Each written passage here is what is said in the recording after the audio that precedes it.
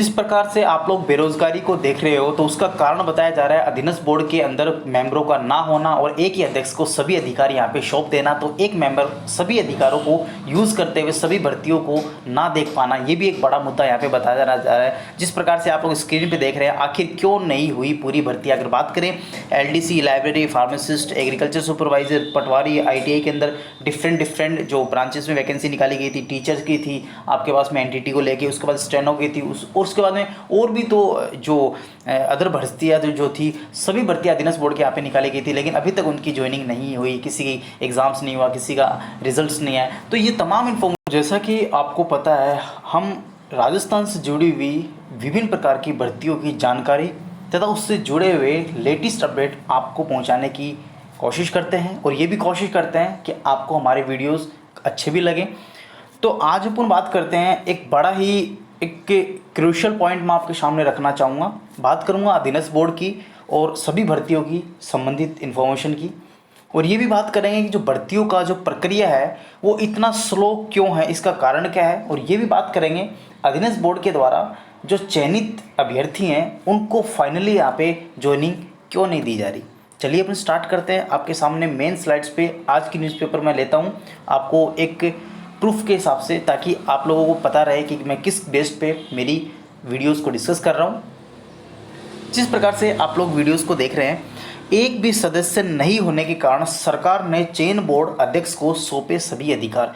यानी अगर बात करें अधीनस्थ बोर्ड की तो उसके पास में सिर्फ एक अध्यक्ष है और उसके पास में किसी प्रकार के मेंबर नहीं है। तो वो अध्यक्ष जो है, अगर बात करूं BL जटावत जी, उनके पास ही सब अथॉरिटी है किस भर्ती को करवाना है, किस भर्ती के एग्जाम्स लेना है, किस भर्ती की पोस्टिंग होनी चाहिए, किस भर्ती की कैटेगराइजेशन होना चाहिए, किस भर्ती को कितना कितना रिजर्वेशन उसके हिस्से में आना चाहिए। आप लोग आइडिया लगा सकते हो। एक पर्सन इतने प्रकार के कार्यभार संभालने में मेरे ख्याल से असक्षम है। तो इस प्रकार की बातें आज जो इन्फॉर्मेशन में पब्लिश हुई है, आप लोग देख पा रहे हैं राजस्थान कर्मचारी चयन बोर्ड अब केवल अध्यक्ष के भरोसे ही यहाँ पे चलाया जा रहा है। बोर्ड की एकमात्र सदस्य डॉक्टर विजय लक्ष्मी भी रिटायर हो चुकी है। इससे पहले जो बोर्ड के जो एकमात्र सदस्य जो थे, मेंबर जो थे, जो हर भर्ती पे के टास्क फोर्स के जरिए डिसीजन ले पाते थे, तो वो भी जो विजय लक्ष्मी जी नाम करके है वो भी अब रिटायरमेंट यहाँ पे बोर्ड से हो चुकी हैं। बात करें 4 सदस्यों का ये पैनल होता है। अब सभी पद यहाँ पे खाली बताए जा रहे हैं। हालांकि इससे पहले एक पद था विजय लक्ष्मी जी का जो वहाँ पे उपस्थित थे, लेकिन अब वो भी यहाँ पे रिटायर हो चुके हैं। तो सिर्फ एक अध्यक्ष बच जाता है और वो 4 जो सदस्य हैं वो अभी रिक्त बताए जा रहे हैं। तो किस प्रकार से भर्तियों पे डिसीजन लेगी गवर्नमेंट, आप लोग अपने ऊपर इस चीज़ को सोच के देखो। नेक्स्ट बात करें, इसके सामने संवैधानिक संकट हो गया था। सरकार ने संवैधानिक संकट को दूर करने के लिए अध्यक्ष को सभी अधिकार यहाँ पे सौंप दिया। यानी अब जो करेगा वो अपने अध्यक्ष महोदय ही करेंगे जो उसको करना है। इस प्रकार से कोरोना वायरस के कारण लग नहीं रहा कि जो सदस्य जो हैं उनकी नियुक्ति यहाँ पे जल्द की जाएगी। अब जब तक सदस्यों की नियुक्ति ही नहीं हो जाएगी, कार्यभार संभालने वाले मेंबर ही यहाँ पे नहीं होंगे, तो आप आइडिया लगा सकते हो बड़ी बड़ी भर्तियाँ, अगर बात करूं पटवारी, अगर मैं बात करूं ग्राम सेवक, अगर मैं बात करूं LDC, अगर मैं बात करूं आपके सामने समस्त फार्मासिस्ट, लाइब्रेरी, आपकी एग्रीकल्चर सुपरवाइजर, सभी प्रकार के सॉर्ट इंस्पेक्टर, सभी प्रकार की जो प्रक्रियाधीन भर्तियां जो थी वो सभी यहाँ पे एक तरह से स्टॉप हो चुकी हैं, रुक चुकी हैं।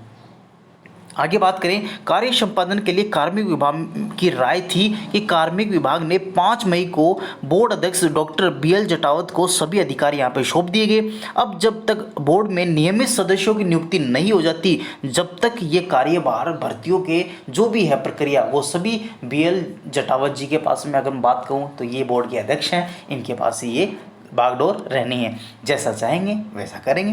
दूसरी बात करें 1.5 साल से सदस्यों की जो कमियां जो है वो बोर्ड को यहाँ पे झेलनी पड़ रही हैं। बात करें 1.5 साल में ही बोर्ड के 4 सदस्य खाली पद पे यहाँ पे चल रहे हैं।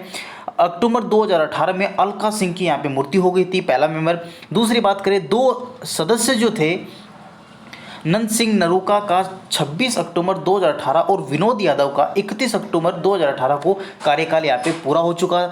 उसके बाद में बात करें, सरकार ने इन तीनों पदों को भरने का अभी तक कोई प्रयास भी नहीं किया कि इन पदों को भरा जाए, जिससे सभी प्रकार की रुकी भर्तियाँ, ज्वाइनिंग या फिर अनेक प्रकार के मुद्दे जो भर्तियों से संबंधित है वो उनको उन अध्यक्ष द्वारा निपटाए जा सके और उन भर्तियों को, बेरोजगारों को जल्दी से जल्दी उनको रोजगार यहाँ पे दिया जा सके। बात करें अब नहीं पड़ेगा कोई फर्क, अगर बात करें अब नहीं पड़ेगा कोई असर। परीक्षाओं में नेगेटिव मार्किंग, परीक्षा अपडेट करना, आंसर बनाना, उसके ओमार शीट की स्क्रीनिंग करना, आंसर को जारी करना और उसको पूर्व एक्सपर्ट के द्वारा यहाँ पे आमंत्रित करके काम सदस्यों का जिम्मा होता है। अब बोर्ड अध्यक्ष को सभी अधिकार सौंप दिए जाने के कारण बोर्ड का कोई काम प्रभावित नहीं होगा।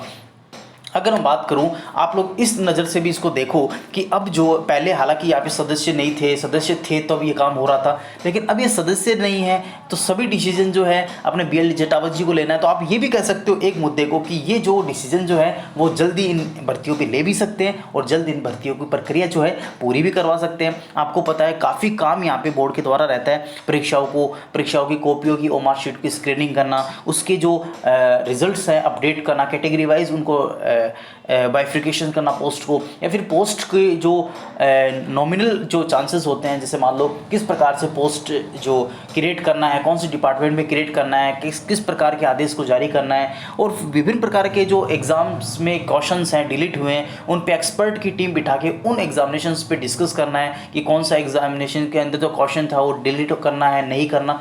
सभी जो काम कार्यभार जो होते हैं वो एक ही अध्यक्ष के पास में यहाँ पे सौंप दिए गए। तो आप लोग ये सोच सकते हो कि अब जो प्रक्रिया जो अधीनस्थ बोर्ड की है या तो फास्ट हो सकती है या बिल्कुल स्लो हो सकती है। अगर मैं आशा आपको बताना चाहूँ मेरा व्यूज़, तो ये माना जा रहा है कि जो भर्तियां जिस प्रकार से चल रही थी ये भर्तियां उसी प्रकार से यहाँ पे चलेंगी। और आपके सामने जो LDC भर्ती है, हालांकि इसको ज्वाइनिंग यहाँ पे देने की बात 20 मई तक यहाँ पे कही जा रही है और मैं एक्सपेक्टेशन भी करता हूँ कि 20 मई तक इस भर्ती की प्रक्रिया पूर्ण कर ली जाएगी। और उसके बाद में जो बड़ी भर्ती है वरिष्ठ अध्यापक, उसके पीछे RPSC का यहाँ पे हाथ बड़ा यहाँ पे बताया जा रहा है और वो उस भर्ती को प्रक्रिया के ऑनलाइन काउंसलिंग के माध्यम से मंडल अलॉटमेंट करने की प्रक्रिया ये जारी करने की बात भी यहाँ पे कही है। लेकिन ये जब तक नहीं होगा, जब तक प्रोसेसिंग नहीं होगा, जब तक अपन इस पर फिक्स बात नहीं कर सकते।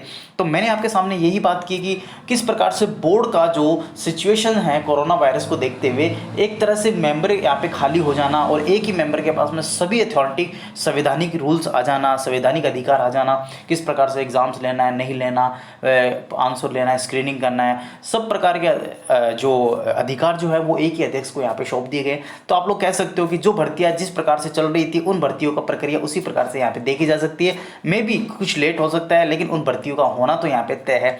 तो ये अपने पास में डिस्कस थी, मैंने आपको कंप्लीटली इस वीडियोस के माध्यम से, इस न्यूज़पेपर के माध्यम से मैंने आपको इस सच को अच्छी से डिटेल से समझाने की कोशिश की और ये भी कोशिश की क्यों पटवारी भर्ती, क्यों LDC भर्ती, क्यों आपके समस्त डिपार्टमेंट में जो अधीनस्थ के द्वारा निकाली गई थी उन भर्तियों पे यहाँ पे लॉकडाउन जैसी कंडीशन आपको देखने को मिल रही, क्यों उनके बचे हुए एग्जाम्स के रिजल्ट, ज्वाइनिंग, आवंटन कर जिला विभाग आवंटन को लेके या फिर विभिन्न प्रकार के जो मंडल को लेके उनकी अलॉटमेंट, उनकी ज्वाइनिंग क्यों नहीं हो पा रही, क्योंकि एक ही अध्यक्ष प्रॉपर टाइम पे सब सिचुएशन को देखते हुए यहाँ पे डिसीजन नहीं ले पा रहे हैं। तो ये अपने पास में डिस्कस थी और मैं आशा करूँगा आपको समझ में आएगा। और जी हाँ, मैं आपको बता दूँ कि अधीनस्थ बोर्ड के द्वारा निकाली गई हाल ही में जो भर्तियाँ जो हैं, बात करें आपका लाइब्रेरियन है, फार्मासिस्ट के एग्जामिनेशन जो है वो पोस्टपोन कर दिए गए थे। जैसे ही लॉकडाउन यहाँ पे खुलने की संभावना होगी उसके बाद में तुरंत उनके एग्जामिनेशन डेट यहाँ पे डाल दी जाएगी। ये अपने पास में अधीनस्थ बोर्ड की एक बड़ी खबर यहाँ पे सुनने को आ रही है। और आप लोग देख सकते हो जिन बंदों ने लाइब्रेरी या डिफरेंट प्रकार के फार्मासिस्ट, एग्रीकल्चर सुपरवाइजर के एग्जामिनेशन के लिए फॉर्म अप्लाई किया है तो उनके एग्जामिनेशन जो है जल्द यहाँ पे जैसे लॉकडाउन हटेगा तो आप लोग आइडिया लगा सकते हो आपके अगस्त सितंबर में करवाने के यहाँ पे चांसेस बन रहे हैं, जिन भर्तियों को यहाँ पे अधीनस्थ बोर्ड के द्वारा स्थगित किया गया था। और बाकी जो ज्वाइनिंग रेट हुई वो यहाँ पे LDC के आप ज्वाइनिंग यहाँ को लेकर बात करें तो 20 मई यहाँ पे कही गई है। 20 मई तक इनको पोस्टिंग दे दिया जाएगा और जिला और विभाग जो है उनके मेरिट के आधार पर यहाँ पे डिसीजन लेके यहाँ पे उनको अलॉट किया जाएगा। तो ये अपने पास बड़े एक मुद्दे पे मैंने आपको सामने इस वीडियोस के माध्यम से डिस्कस करने की कोशिश करी। जी हाँ, मैं आपको बता दूं, अगर अभी तक आप लोगों ने हमारे चैनल को सब्सक्राइब नहीं किया तो please subscribe and bell icon को दबाना ना भूलें और हाँ, शेयर करना भी ना भूलें। थैंक यू, धन्यवाद।